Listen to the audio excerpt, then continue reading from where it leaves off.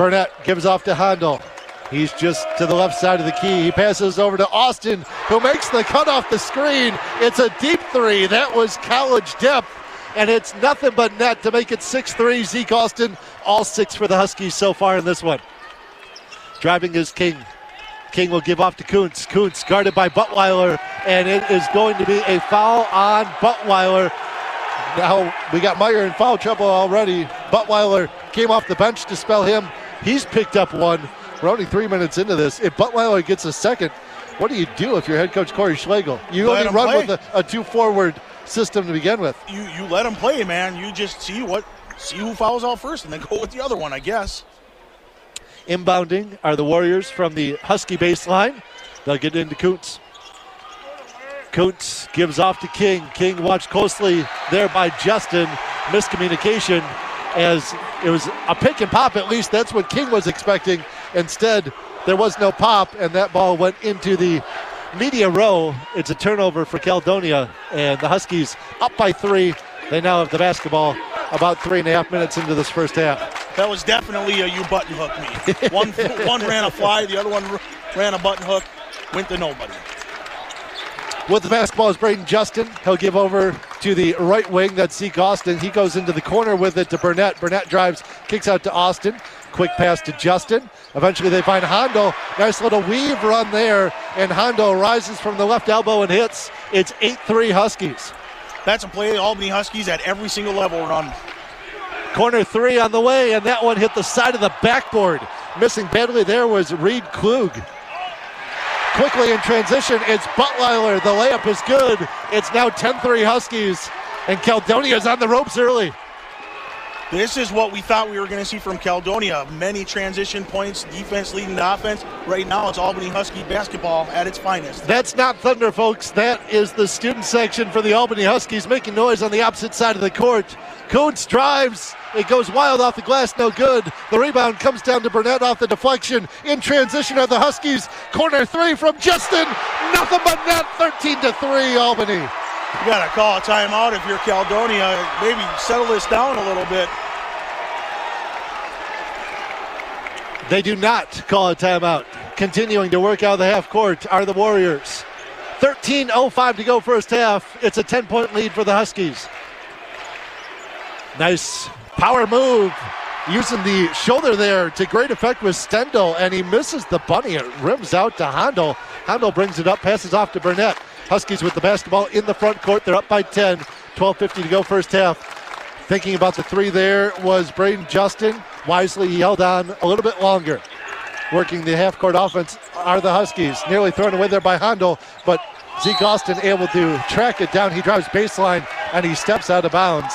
Another turnover for Albany, but really outside of the turnovers, they're shooting 5 of 7. They're 71% from the field. Several three-pointers involved with that as well, and they've got a 10-point lead. Head coach Corey Schlegel, he's got to be happy with what he's seeing so far. I think right now the hustle is there. This is Albany Huskies at their best. It just seems like they are rising to the challenge. They knew it was going to be tough in this first half. They knew Caledonia was going to come at them hot and heavy, but they're kind of flipping the script on them. Two-man game between the Kings. Rising for 3 is Mason King from the right wing. He misses, but a rebound comes to Caledonia. And there's a travel. Attempting the Euro step. A little contact. It slowed him down, and Grant King was all out of sorts there in the paint, and he dragged the pivot foot. This game is going to all depend on who can adjust to what the officials are calling right now. It seems like any type of hand fighting, that's what they're calling for a foul. But if you get your lower body down, you can kind of force your guy against what they want to do. Burnett left wing. He dribbles up towards the top. Now he gives up to Justin in the corner. Nice little bounce pass there to Hondo. He tries to drive into the paint. He kicks it out. They find Zeke Austin. Far corner for 3. Nothing but net. 16-3 Huskies. 3 of 3 is Zeke. Did I tell you he doesn't like to play on this floor? It doesn't seem like it today. 16-3 Albany. Barely 6 minutes into this semifinal matchup. A spot in the Class 2A championship game on the line. Nice back cut there. A grab by the Albany defender. And the Huskies continue to get themselves in foul trouble. I think they caught Bennett Hilla there with the foul. They did go on Hilla. I didn't know it was going to be him or Elliot Burnett. We have a media timeout here at the barn, and it has been a rowdy start for the Albany Huskies. They lead 16-3. We'll step aside for a couple minutes. You are listening to Boys High School basketball on the KNSI Sports Network. M&H Appliance is a local family-owned business selling all major brands of appliances. We match competitors' price. Orthopedics. Visit stcloudorthopedics.com/urgent injury care to learn more. Who has every local school covered? KNSI. Scoreboard updates tonight brought to you by Rice Companies, your locally owned full-service design and building contractor since 1953, ricecompanies.com. At one point, this was a 3-3 game, and since then, it's been 13 points in a row for Albany. They lead it 16-3, better than 6 minutes into this semifinal matchup, Mr. Ekstrom. And it seems like they're basically doing what we've seen Caledonia do all season long. They're just running transition points. They got 6 points off transitions already. And remember, Caledonia blocked one of those 2-on-1 transitions where it could have even been worse. It could have had 8 points. I think that's the only way they're going to get points in the paint this way is by those transition points, quick early buckets. If I'm Caledonia right now, I don't even know what you want to do because they're kind of playing their kind of game. They're just not making any shots. What do you do when you're not making shots? Keep shooting, Grant. I think they're going to have to start coming off of screens and making those big shots. Shoot or shoot, right? Shoot or shoot, because that's what they do. Grant King with the basketball at the logo over to Kuntz left wing. He's guarded by Hondo. He'll give off to number 12, Reed Klug. Klug led the team in scoring against Minnehaha Academy. No points on the board so far. He works his way into the paint. Nice step through against the defender, and he rattles one home. The leaner goes 16-5. Klug is on the board, and stopping the run are the Warriors. Albany trying to get right back on another one here. Burnett with it, and he didn't have a lot of room to work with. Guarded very closely against the sideline. Eventually they swing it right wing over into the corner. Zeke Austin, another three. He's got 4 of those, 12 points plus 3 assists already for number 0 in white tonight. Don't forget about the 1 rebound, too, for the little man. He's not that little, but he's not exactly 6'6". Mason King drives in. He puts a wild one up. It hits the right side of the rim, comes off to Burnett. Burnett picks up his dribble. He's double-teamed, and he throws it away. And now it's Kuntz with it off the turnover. He'll try and get into the paint. He does. He ran with it for about 3 steps. No travel called, but that was a wild shot that had no chance of going down. In transition is Albany. Austin finally misses that one from the right wing. But knocking it away is Burnett, forcing the turnover. They get it to Hilla. Hilla's fouled. He'll go the line, shooting 2. What a quick way that Albany is coming from the offense to the defense and then back to the offense. They are running the full length of the court. None of them look tired. I am sweating more than them right now, Grant. I don't understand how you can be in that good of shape all the time. First one from Hilla is short, so the best he can do is split the pair. Clock is stopped right now. 10:14 to go first half. It is 19-5. Huskies over the Warriors. Student section for Caledonia trying to make Hilla uncomfortable at the charity stripe. You wouldn't have known it there, though. He hits the second. It's now a 20-5 game. And it will be the Huskies serving first. They are on the right side of the court, as they typically are to begin a match. Hitting right to left across your radio dial, Shelby Kim will serve for the hometown team. The number 1 SDSU Huskies are looking to get into the Elite 8 for only the second time in program history. They get it back thanks to a nice dig there from Keely Kirshner.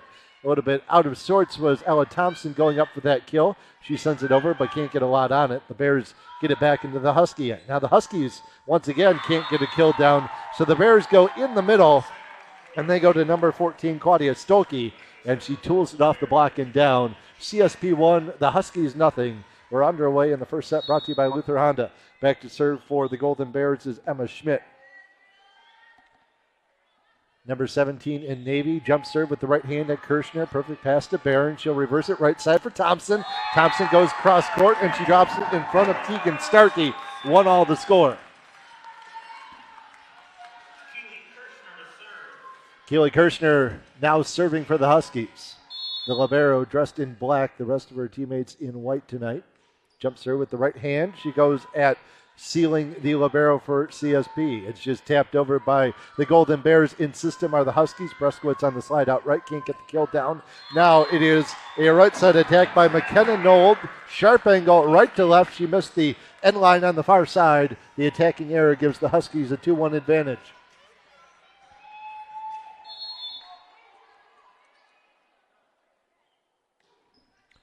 Served by Kirschner, dug out by Sealing. Starkey with the set right side. Noel just floats it over, no problem for the Huskies.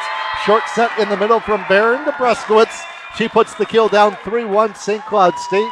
They're already off to a better start than they had in round one. They trailed for most of that opening frame against Washita Baptist late last night. They were able to come from behind and win it, which proved very important as that match ended up going 4 sets. And there's a point for the Golden Bears. In the middle, it's Stolke. She's got 2 kills already. She's contributed both of the points for Concordia St. Paul in this opening frame. Huskies up by 1. CSP with the serve. It will be Sealing. Sealing goes at Kirschner. Libero to libero action. Dumping it over on second contact is Barron. Read nicely by Starkey. Now it's Nold from near 10-foot line, kept up by Kern.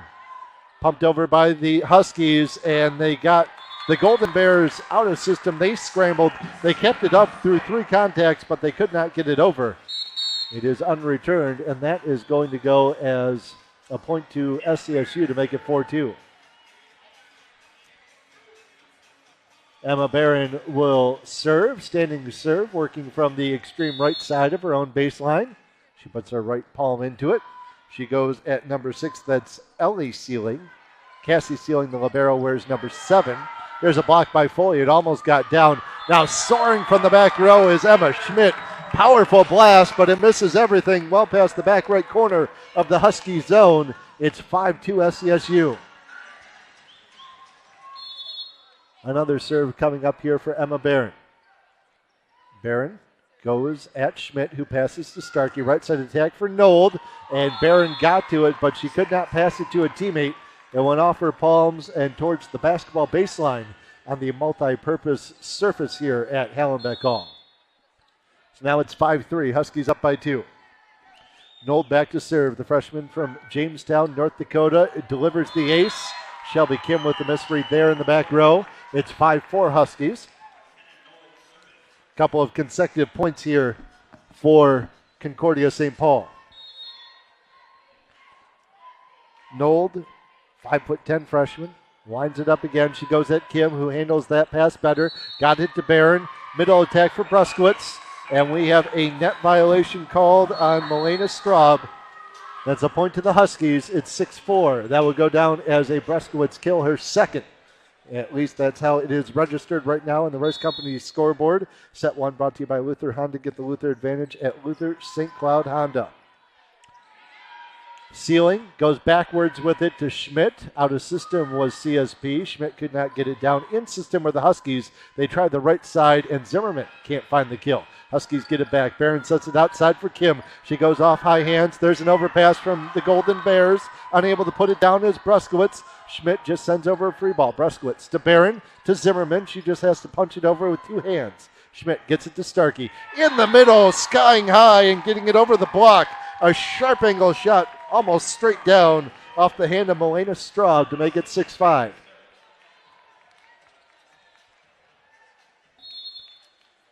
Ellie Sealing will do the honors from the baseline for the Golden Bears. They trail by 1.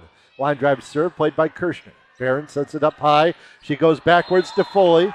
Foley skies near the attack line. Was asking for a contact. High hands. It was not ruled that way. It will be an attacking error on number 8. It's 6-all. Another Sealing serve coming up here. Jump serve with the right hand. That one floats well past the baseline. And we certainly saw that in the conference championship match. Just a ton of service errors from Concordia St. Paul. They've kept it in check so far, but one crops up there to give the Huskies a point advantage again. They lead 7-6. First set just underway in the round of 32 of the national tournament. Sealing can't handle that serve. It goes off her forearms and all the way over to the scorer's table here on the near side. The ace from Annika Forbes. It's 8-6 Huskies. Forbes off the bench, already making an impact. She'll try and do it again. Sealing gets it to Starkey. She goes outside to Schmidt, and that one goes off the block, and it will land right on the far end line. That is a block for Ella Thompson, 9-6. I mentioned the Huskies playing until about 10:15 last night. A little bit worried to see what their energy might be today. It looks good, at least early on. We'll see if they can continue it for a full match. Starkey had to set that one backwards, a little bit awkward. She got to Straub. Diving for it there was Barron and Kenzie Foley. They almost collided. They weren't able to get a firm first pass off, and it lands down on the Huskies' end past the far end line. It's a point to Straub and the Golden Bears to make it 9-7. Huskies up by 2. Straub will go back to serve. Standing serve with the right hand. Foley passes to Barron. Barron will set it right side for Thompson. Thompson skies and puts it down in a seam in the back row. The right third of the back row for the kill to make it 10-7. That's 2 kills for Ella Thompson. She had 14 last night against the Tigers of Washington Baptist. Bruskowitz with 16 and Kenzie Foley with 28. And Shelby Kim played that one, and I think it was going to go out of bounds. It was an overpass off of the serve from the Huskies, and I think it was going to go out of bounds on the near side. Shelby Kim played it. Once you commit to it, you got to do it, but that pass went to nobody, and now it's 10-8. Tegan Starkey serving for the Golden Bears. Foley passes to Barron. Barron sets it to Kim on the outside. She goes to the back left corner. A diving play there by Ellie Sealing. She gets a piece, but cannot pass it to a teammate. The kill from Kim, her first. It's 11-8 Huskies.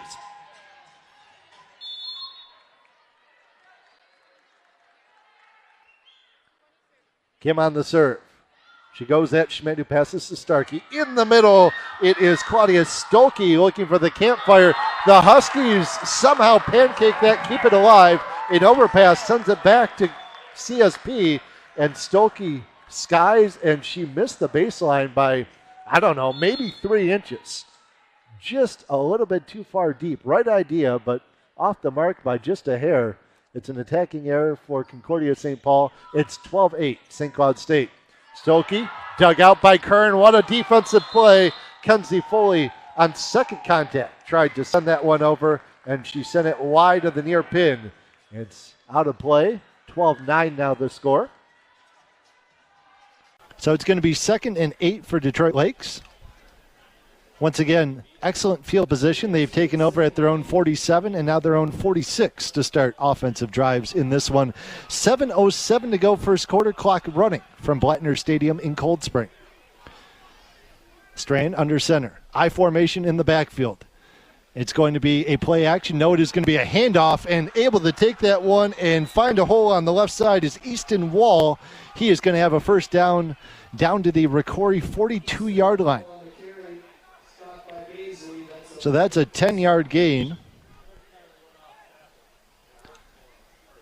Easton Wall shot through there like just like an absolute rocket. Well, you compare it to the big beef of Martin and Carrier, and it was a little bit different look handing off to Wall there on that down run. It was all for Ricori to be able to hang on to him, though. It looked like he was going to house that. Strand gives off to Wall again. He finds a hole. He bursts through. He's through to the 25. He makes 3 men miss. He's inside the 10. He finally is dragged down at the 4-yard line. Wow. It looks like trying to tackle Easton Wall is like trying to tackle a wall, because holy smokes, he may not be as big as the other guys, but he just rumbles and stumbles. And he had first contact 15, 16 yards, and then he just kept carrying guys and kept rolling forward all the way down to the 4-yard line. Nice run, young man. We mentioned that speed. He used that momentum to full effect there to get it down to the 4-yard line. First and goal for Detroit Lakes. 6:03 left here in the first quarter. Strand, he fumbles the ball. He picks it up, and now he's going to try and run it in. He gets down to about the 2-yard line, and he was absolutely hammered there. That's still making lemonade out of lemons, because that snap went to nowhere. It was just bouncing on the ground. Any one of the Ricori players saw it, they could have bounced on it, but the quarterback wisely picks it up and still gains about 2.5 yards. Really, it's closer to the 1 yard line, almost a gain of 3 on that busted play for Caden Strand. Detroit Lakes breaks the huddle. It's a power formation. 2 tight ends. You might even have 3 tight ends. You also have 2 running backs split behind Strand, who's under center. Strand takes the snap. He's going to give off, and that's an easy touchdown for Mason Carrier. He's not touched as he crosses the plane. 6-0 Detroit Lakes, 5:15 left here in the first quarter. Even if he was touched, nobody's stopping him.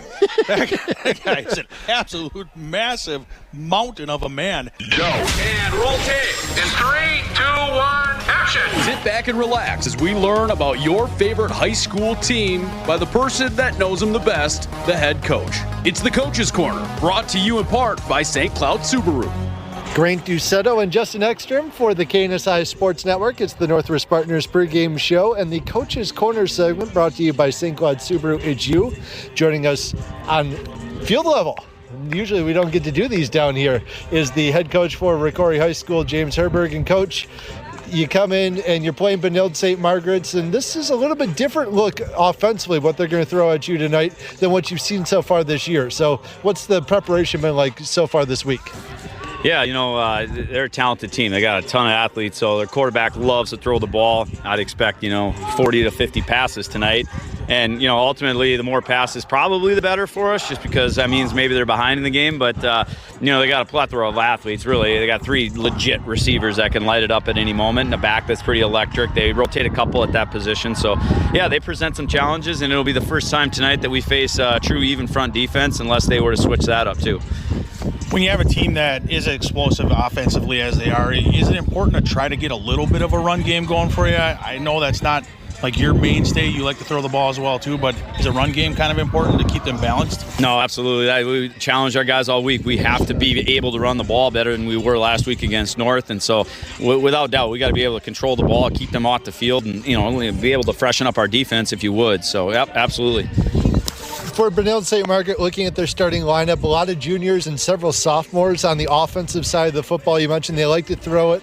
That requires a lot of timing. Is there a way to get them off their timing with those young players? Yeah, we definitely have a couple different looks that we're going to throw their way so that comfort level is, taken away from them a little bit. But like you said, a couple of their skill kids are talented underclassmen. The quarterback is a senior, though, so he's been in the system, understands how to get the ball out to those playmakers and preferably for him on time. So we got to make sure that we screw with the timing a little bit and make sure that he's not comfortable back there setting his feet. But usually when you have a defensive unit that's stout up the middle, whether it's defensive line and linebackers, perhaps some spread offense and pass-happy offenses can give that type of personnel trouble. Is that something that we could be seeing tonight, or do you think that this unit, the starting 11 that you have, is going to be able to adjust to a team that's going to throw 40 and 50 times?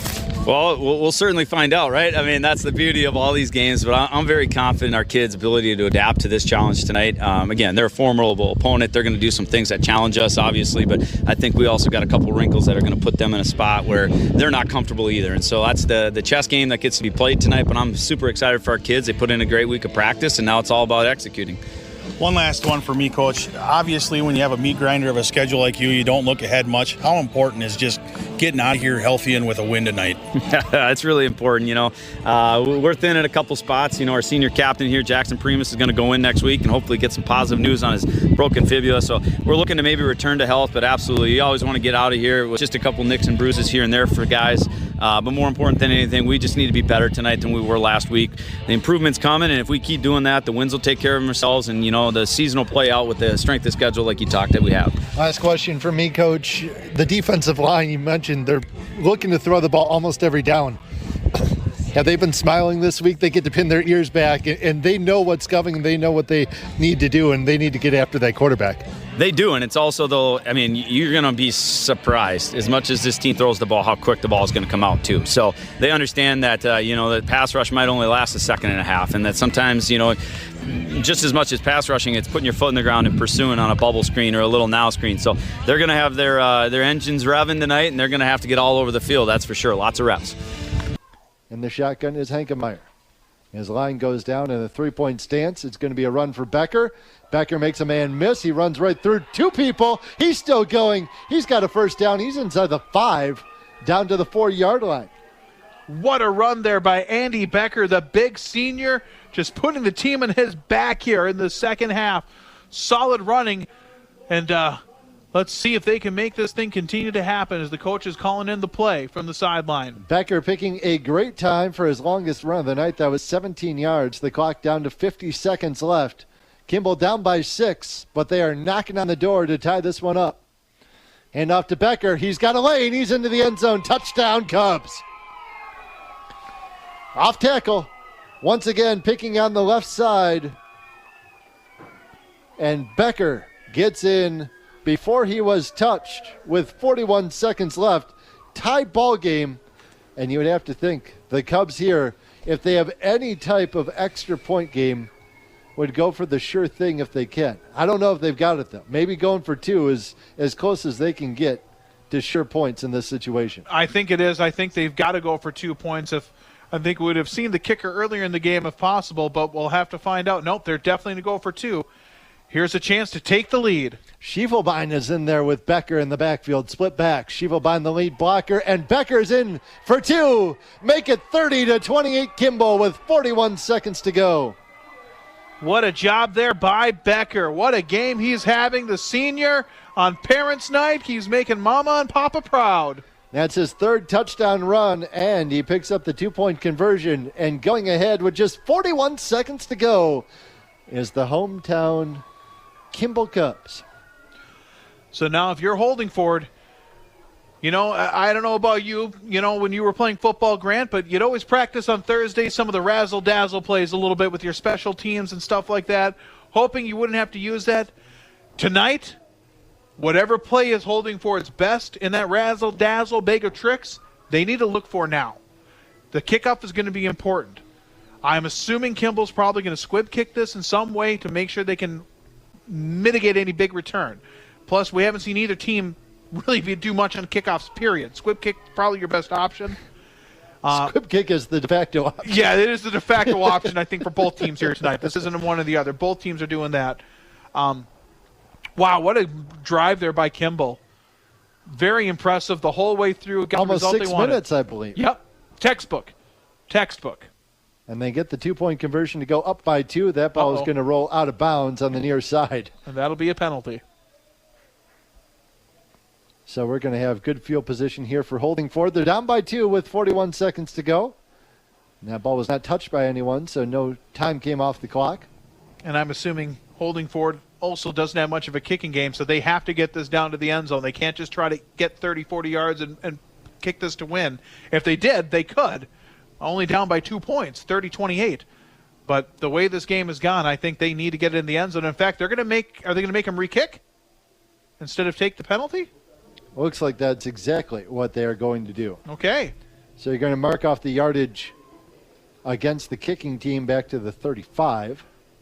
Not necessarily a stupid play because I'm sure the coach realizes field position is to be so key and how you call the next 40 seconds of this game. And the referee looking for the ball. Kimball thought that they were done with this, but they have to get back in formation here. They finally get it off the sideline to the officiating crew, and they will put it on the tee for the Cubs. Everything about the kickoffs looks ugly. The ball goes down. Negative, yeah. The ball goes down in the tee, and it's almost straight up, which is not really the angle you want if you're trying to kick it deep. But that's what they're trying to do here. They're not attempting to do an onside type kick. And it goes straight up in the air, a little line drive that gets to about the 30-yard line, and now it's Mason Patrick, and he's going left, and he is out over the 50-yard line into Kimball territory with still 34 seconds to go in this one. And I'm sure that's exactly what Holding Forward was looking for and why they pushed him back. They figured on a re-kick, they could probably get the ball past the 50. They would have been just on the other side of the 50 before. So probably a net yardage for them, making Kimball re-kick the ball. They get, I believe, 13 yards extra, and they only burned 7 seconds to do so. Plenty of time. They got 2 timeouts, do the Huskers. Down by 2 with 34 seconds to go and less than half the field to pay dirt. So let's see if Kimball can make some timely defense, maybe come up with that big turnover to finish out this game. And Holding Forward, you have to assume they're going to be throwing now. I have to assume that the power running game we've seen is probably gone unless Lang has to take off himself. But you never know. Maybe they try and pop one here first. No, it's going to be a fake to Beniak. They set up. The screen is picked off. It's picked off. The screen is picked off by Kimball, and that will end this ball game. And Andy Becker, who else would it be to pick it off? Andy Becker with the touchdown, with the 2-point conversion, and then with the interception to end this ball game. Have yourself a day number 30.